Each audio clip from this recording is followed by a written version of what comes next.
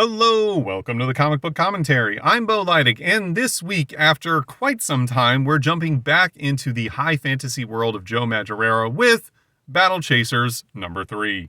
So let's zoom in and take a closer look. First published in July of 1998, and this cover very much represents the overt sexualization of female characters that was going on in the 90s. Now, I'm sure you could make an argument that this is still happening today, but man, the 90s just seem to have no shame about it. I mean, it's almost as if Joe Madureira created a cover that just said, hey, 13-year-old boys, check this out. And I get, obviously, he's marketing towards a certain demographic, but this also just seems like crazy over the top. Like, everybody remembers Lady Death and Vampirella and like those type of characters. And I feel like a lot of people just kind of forget about Monica. But in all honesty, she is right there with them in terms of just how over the top her physique is. This is crazy. But then again, we're also talking about, 1998 at a point where you had women in real life whose physique was not that far off from this. Your Pam Andersons and Jenny McCarthy's and Carmen Electras of the world. So does life imitate art, or does art imitate life? That's a question for the ages. Joe Madureira, creator, story, pencils. Munir Sharif, I believe is how you say that, though I could easily be wrong, story. Tom McWeeny, inks. Liquid, colors. Richard Starkings and Comicraft, letters. Comicraft's John Marasigan is maybe how you say that, probably wrong, design. Scott Dunbier. I'm sorry, this font is very small. Editor-in-chief. Jim Lee, publisher. The story begins on the inside cover where we see the plane that Monica and her crew hijacked at the end of the previous issue and are using for their approach on the Skyhold. On board, Monica asks her man, Bengus, if this plan is going to work. He confidently says like a well-oiled machine. However, when he opens the hatch and Monica peers down inside, she is a little bit cautious and asks, do these things bite? As she looks down to see a large grouping of monstrous-looking creatures. We then see Bengus cover his hand as he laughs and says, well, only when they're exposed to unnatural light. At this point, Monica shoots him a look and he says, oh, well, you know what? I should probably go over the plan with you right now. A few things going on. Number one, I really love this idea of using the inside cover as both a full page splash and leaving yourself enough room for all of the credits. This is, I'm sure, not the first time this has been done, and probably not the last time it ever gets done. But it's a really good idea and a way to utilize what is typically just like an all blank page that just has the logo of the comic book along with the credits, or if you're DC or Marvel, a full page ad. And I really like this idea of using this as the transition from the previous issue. Also, I find it a little bit hard to swallow that Monica is the leader of this band of mercenaries or sellswords, whatever you want to call them, and is only just now really learning what the plan is as they're making their approach to the most secure, maximum security prison in the land to try and break one of the prisoners out for a very wealthy financier who is paying them to do this job. Bengus then goes on to explain that while most people believe that the Mentu monks use their psionic abilities to hold all of the captives of Skyhold, that this is actually a misunderstanding. The reality is that the Mentu monks use their abilities only to hold the most powerful of super criminals, and that any normal human, like the one that they're sent to break out of the Skyhold, is just in an ordinary cell, meaning that this is actually going to be a rather easy mission. Monica then wisely asks, if it's so easy, how come no one else has ever attempted this before? Bengus then goes on to tell her that most people would spend their entire lives trying to break out of the Skyhold, and that only a fool would ever try to break in, unless the person trying to break in had intimate knowledge of the inner workings of Skyhold. He then tells Monica that both he and Ackerman, the other one of her associates, were both prisoners of the Skyhold at one time. Monica says she's not surprised to hear that, as both she and Bengus then mount up onto two of the flying hammerhead shark slash manta ray creatures and exit the plane that they were both flying on. Monica is quite excited and exhilarated upon flying on this creature's back and says she could get used to this, but then asks Bengus what happens if they're spotted. Bengus explains to her that the plane they hijacked actually belonged to one of the maintenance crews who's responsible for keeping up with all of the exterior maintenance on Skyhold, and that they use these creatures to perform these duties, meaning that if the guards do happen to spot them, they won't think twice about it. Realizing that Bengus has basically taken care of all of the contingencies that might occur, Monica tells him that he needs to plan for the escape while she infiltrates the prison to free the prisoner they've been sent to get out of the Skyhold. Now, I have a few problems with this. Again, still, it is crazy that Monica really didn't know anything in terms of the idiosyncrasies of this plan before they got onto the plane and is just basically playing it all by ear. And the other thing that I kind of find ridiculous is that this is a nighttime stealth mission, but Monica is wearing a bright red outfit that's kind of like, hey, everybody, look at me. I'm blending into the dark with this super bright red outfit. It doesn't make any sense, especially when on the cover she's depicted as wearing more of like a black leather or purplish outfit that would have made much more sense for the idea of her trying to blend into the shadows while they free a prisoner from the Skyhold at night. But for whatever reason, this is what they went with, and I guess we just got to accept the idea that she can sneak around in this getup. We then find ourselves within the Skyhold, specifically in the cell of the notorious sky pirate Rion del Soya, as he awaits his impending execution. He prays for some sort of divine intervention so that he may be spared from this fate, and is quite surprised when the door to his cell then suddenly opens and Monica strolls in. He asks if she's an angel as she undoes his bindings, and she tells him that's one she's never heard before. Still not processing what is happening, he says, "The cruel guards, they put you up to this, didn't they? This is some sort of a joke." At this point, however, Monica loses her patience as she grabs him by the shirt and says, "Look, someone's paying me a lot of money to free you from here, and I intend on being alive to spend it, so let's move."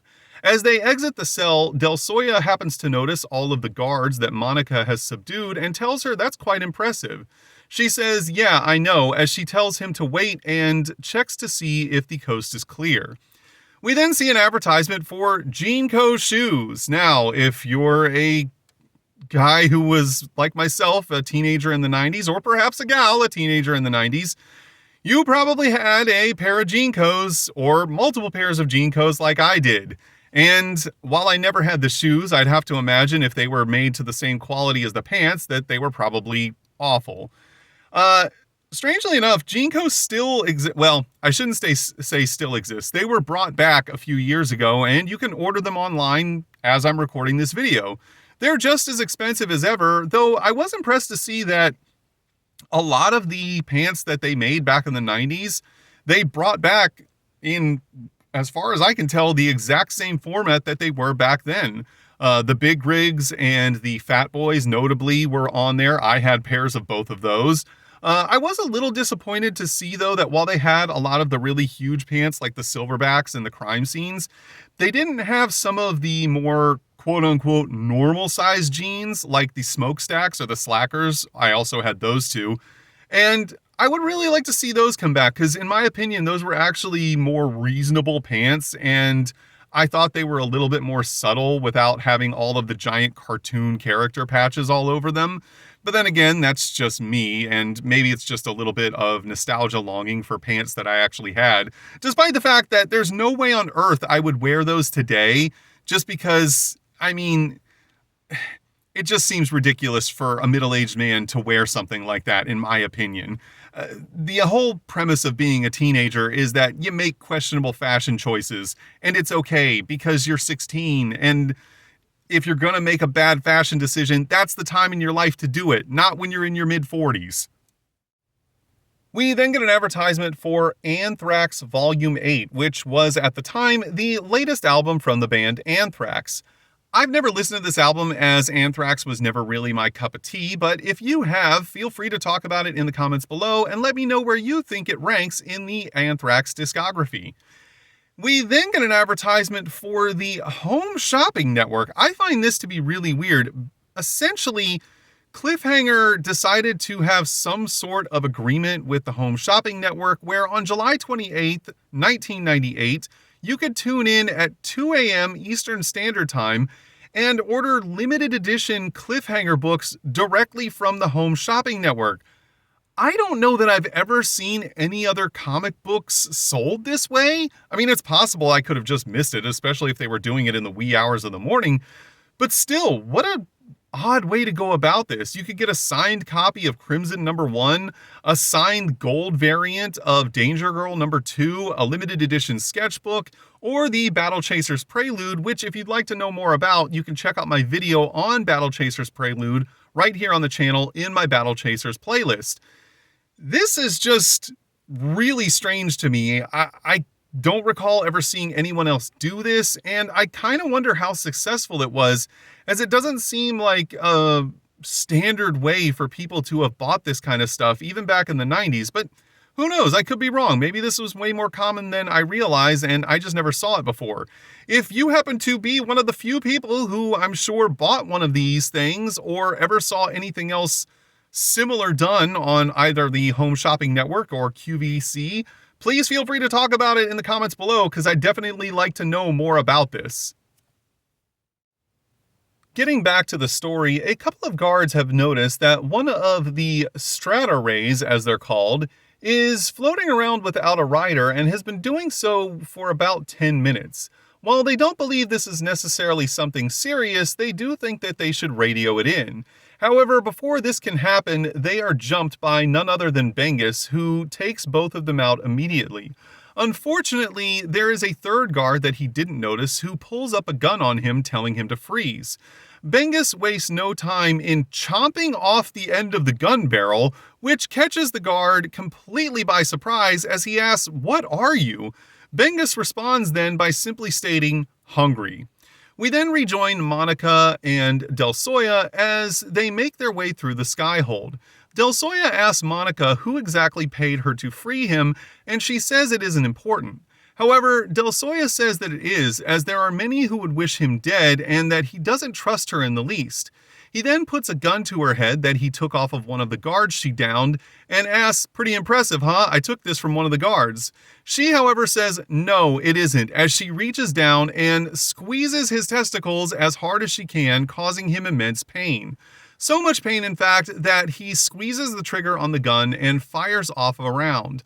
The round begins to ricochet around the room as Monica turns around and punches Del Soya across the face, telling him he's an idiot and that he may as well have just sounded the alarm. She then states that she would have hit him harder, but she doesn't feel like carrying him. However, as all of this is unfolding, she fails to notice that the bullet is still ricocheting all about the room.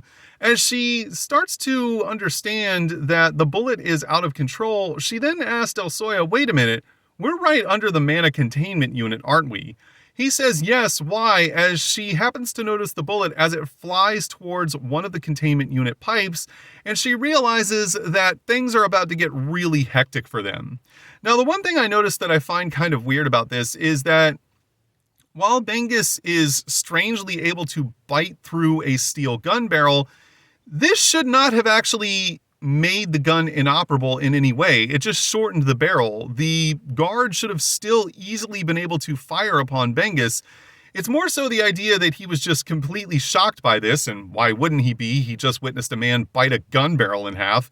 But he should have very much still been able to use his firearm against Bengus, though we don't know exactly how effective it would have been, seeing as how he's able to bite through steel. So given that, the bullet from said gun may have just actually bounced directly off of his teeth. As the bullet punctures the mana reactor, it causes a massive explosion, which sends both Del Soya and Monica flying. We are then teleported 1 mile below, which really gives us an insight as to the massive scale of the Skyhold, where the Mentu monks are using their psionic abilities to hold what is considered to be the most powerful of supercriminal beings. As one of the monks maintains his hold over one of these said beings, he is a little bit surprised when some debris lands on top of his head. He then looks up just in time to see a massive boulder fall from the ceiling and crush him. Realizing that their hold over the super being criminal is now compromised, one of the other monks tells his brethren to concentrate and hold fast to prevent said criminal from escaping. Unfortunately, it's already too late as the criminal reaches out and grabs the monk's head, crushing it in a single motion. Meanwhile, both Del Soya and Monica run for their lives as they are being chased by the explosion from the mana reactor. Monica quickly radios to Bengus that she needs immediate extraction and that she hopes he's very close by, as both she and Del Soya jump through one of the windows of the Skyhold and begin to plummet towards the earth below. Thankfully for both Monica and Del Soya, Bengus arrives in the nick of time and scoops them both out of the air while riding one of the strata-rays. I do wonder though, as it's being implied that the super criminals are now escaping from the Skyhold, exactly how they're going to survive the explosion of the mana reactor, as it seems to be very thoroughly destroying the entirety of the Skyhold as we see our heroes make their escape. We then get an advertisement for the movie Basketball, starring Trey Parker and Matt Stone, the creators of South Park. Truth be told, I've never actually watched this movie. I did see Orgasmo, and it was okay. I wasn't really that impressed by it, and I never really had a desire to watch Basketball. Quite honestly, while I think Trey and Matt are really good writers and really good voice actors, I'm not super impressed by any of their live action stuff, and I don't think that the two of them are necessarily the best on-screen actors. Maybe I'm wrong. Maybe Basketball is an incredibly funny movie and I'm missing out. And I don't know, I can't say I would never watch it, but I don't really feel compelled to go out of my way to see it either. We then come across an advertisement for a contest being put on by both the WB Network and Foster Grant Sunglasses. The premise of the contest was you had to correctly guess the identities of these 3 WB television stars and mail away your guess to a specific address. Hope that by chance your correct guess was then randomly picked by the administrators of the contest so that they could then fly you out to Hollywood, California, where you would once again have to correctly guess 4 more WB television stars wearing Foster Grant sunglasses to win $1 million. This seems like a really convoluted contest that likely didn't have a winner, but maybe. I didn't take the time to look up to see if anyone actually won this contest. But if you did, congratulations for all the hoops you had to jump through to get to the $1 million, only to have half of it taken away by taxes and, whatever other things you had going on in your life. So $500,000 by the time you actually got it. But still, that's not an amount of money to sneeze at. So, congrats. You jumped through all the hoops and potentially won. But again, I have a sneaking suspicion that they didn't actually have to pay out this money. Getting back into the story, we find ourselves now in Thorn's Glen, outside of the now dilapidated home of Aramis and Gully. The home, while it is supposed to be protected by a couple of the king's guards, is not, as the guards are actually distracted by watching the explosion of Skyhold happen as they try to figure out exactly what's going on. During this distraction, a shadowy figure manages to slip by the 2 men and start digging through the rubble of the destroyed home. He manages to find a small green piece of cloth when he is spotted by one of the guards. He quickly disappears into the shadows as the other guard seems to believe that the guard who spotted him is just seeing things and that his mind is playing tricks on him. The guard who spotted the mysterious man is certain he saw someone, but does let it go as we see the masked man slip away from the 2 guards through the trees as he quickly makes his exit with the cloth he found in hand. The next morning, we find ourselves in Capital City, the largest and most prosperous city in the civil territories, specifically in the royal palace, home of King Veneer. The king is having a meeting with his royal advisors who are quite upset by the attack on the Skyhold, as they state that this could be considered an act of war and potentially breaks the very uneasy treaty they had with the close nation of Isobar. They're worried that Isobar will now see this as an act of aggression and start a war with the civil territories. The king realizes that this is actually a very real possibility, as he states that their best course of action would be to find out whoever instigated this attack, capture them, and then offer them up to Baron Avis, or Avius, I'm not sure exactly how to say that, as a peace offering and hope that he is willing to settle for that.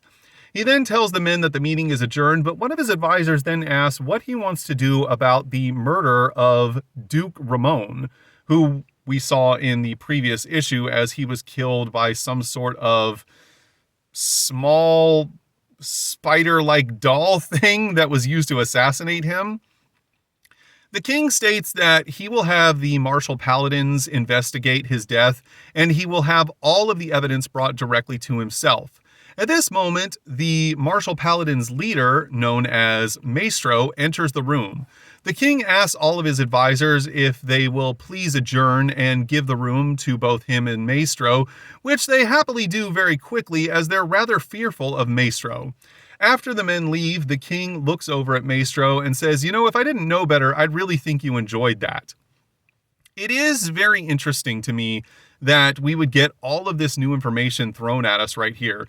Up until this point, we really didn't know anything about the political things that were going on within the kingdom.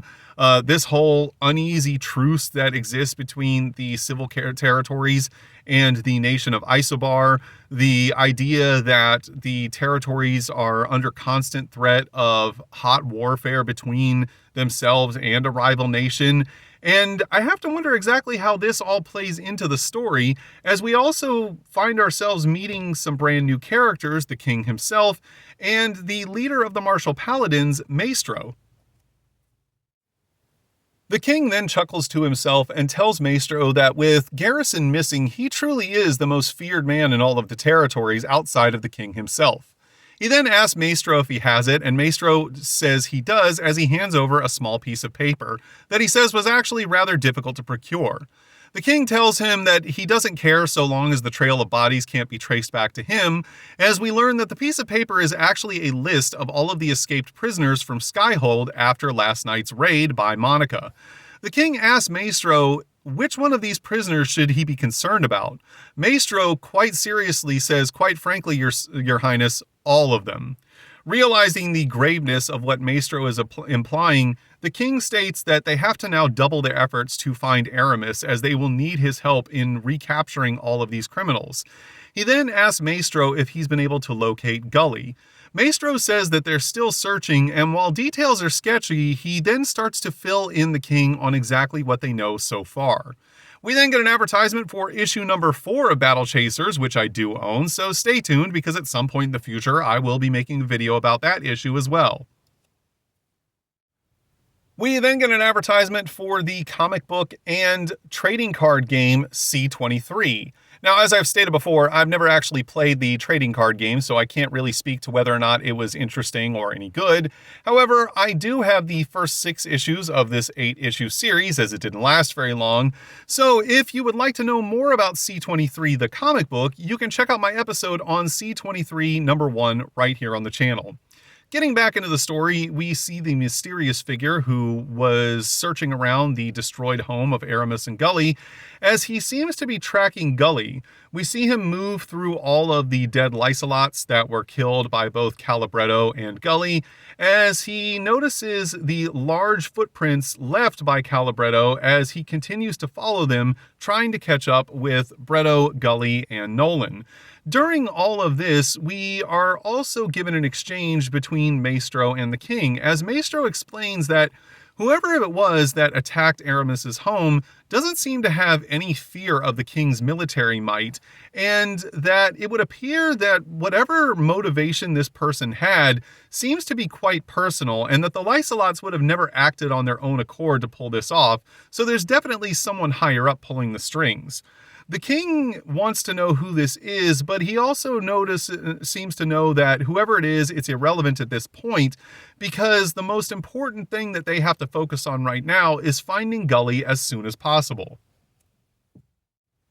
Speaking of Gully, we then rejoin her, Calibretto, and Nolan as, unbeknownst to the king, they are actually making their way directly towards the palace at this very moment. Gully asks Calibretto if he believes the king can actually aid them in finding her father, and Bretto responds in a rather disillusioned manner. He tells Gully that the king will only help them if he has something to gain by it, and that she'd be rather unwise to put her faith in a man like King Veneer. Gully seems to recoil, wondering if perhaps she's offended Calibretto in some way, but Nolan quickly tries to put her mind at ease as he explains to Gully that Bretto has a rather low opinion of the king, as he is the reason that Bretto is forced to wear this disguise whenever they're out in public. He tells Gully that when her father was a young man, the kingdom was engaged in a horrible war, and that they created and used the war golems to attain a victory in that war. However, after attaining victory, the king then ordered that all of the war golems be destroyed, meaning that Calibretto is one of, if not perhaps, the only war golems still left. Now, I do find it a bit odd that this disguise is supposed to hide the fact that Calibretto is a war golem, despite the fact that he is literally 4 times the size of an average man, speaks with a robot voice, and has glowing eyes, as if no one could ever possibly see through this elaborate disguise that he and Nolan have cooked up. Upon hearing this, Gully tells Calibretto that sounds terrible and begins to second guess whether or not they should even be asking the king for any aid in the first place. However, at this point, Calibretto actually apologizes to Gully and tells her to not allow his bad experiences with the king to shatter her faith, and that while King Veneer is not necessarily a good man, he is a good king and will certainly help Gully if he can. As they continue to move through the forest, Calibretto tells Gully that they also need to figure out exactly who it is that's trying to kidnap her, as she will not be safe as long as these perpetrators are at large.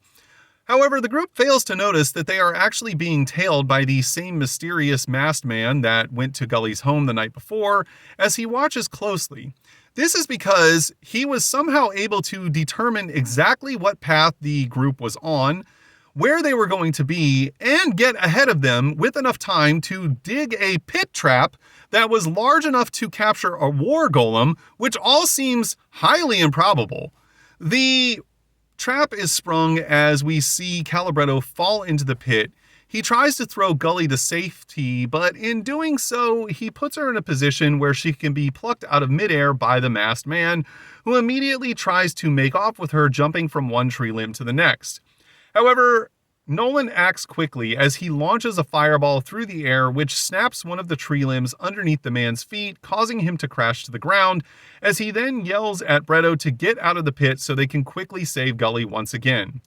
Now, this is all fine and dandy, but I really have a problem with the idea that this masked man knew exactly where they were going to be and when, and in less than 12 hours had the ability to dig a gigantic pit trap that was large enough to catch a war golem. It just seems completely out of the realm of possibility.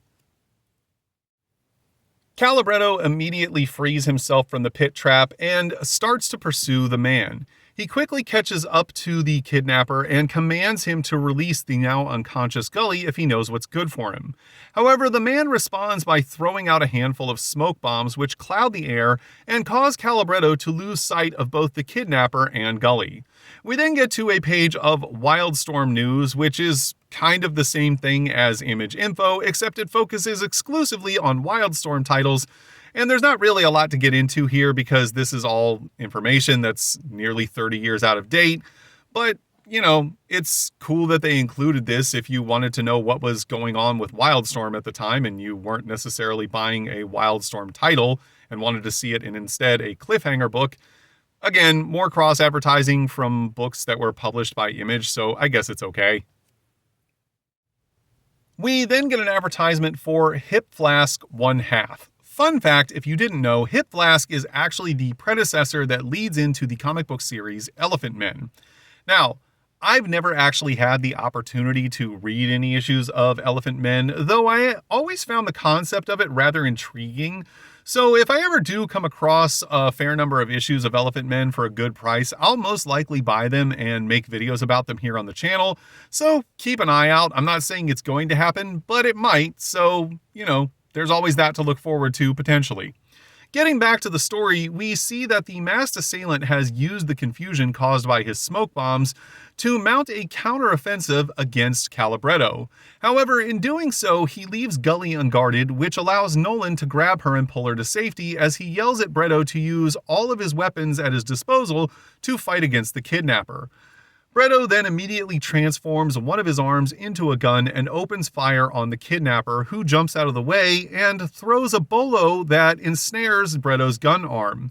The bolo then explodes in a large fireball.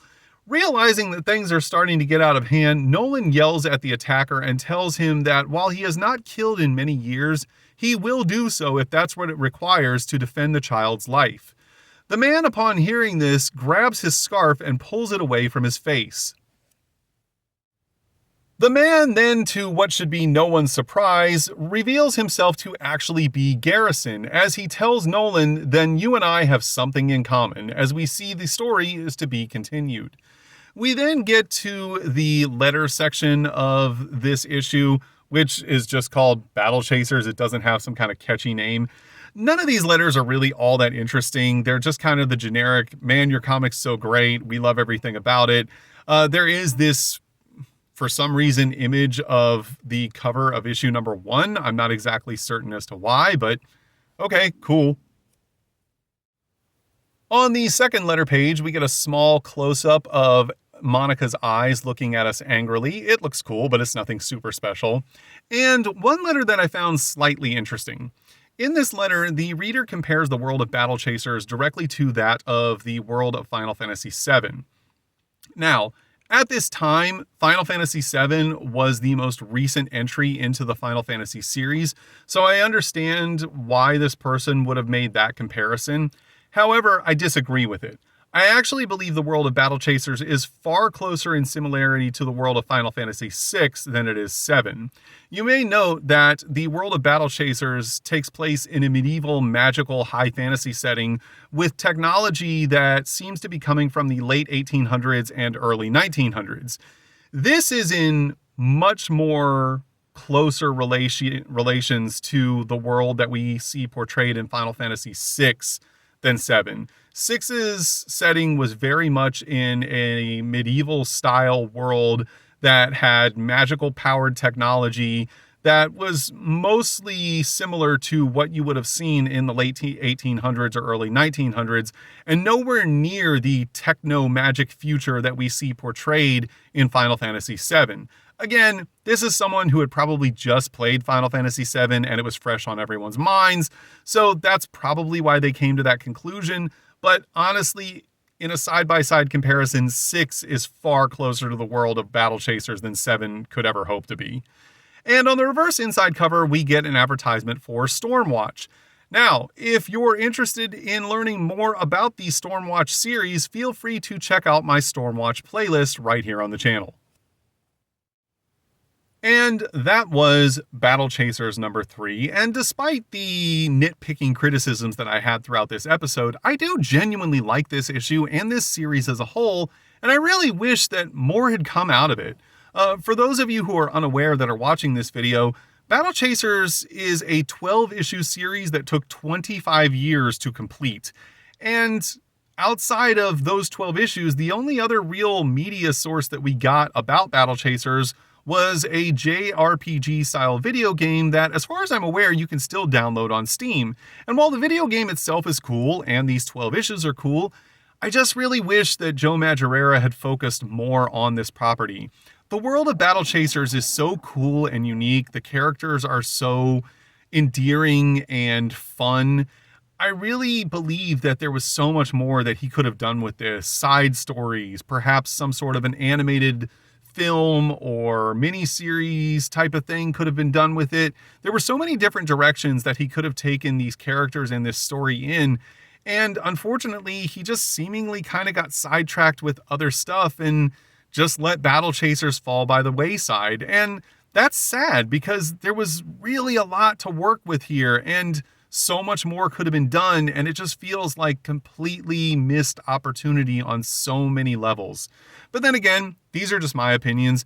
You may believe that Battle Chasers really didn't have much going for it, or that Joe Madureira basically did everything that could be done with the series in terms of the comic book itself and the video game.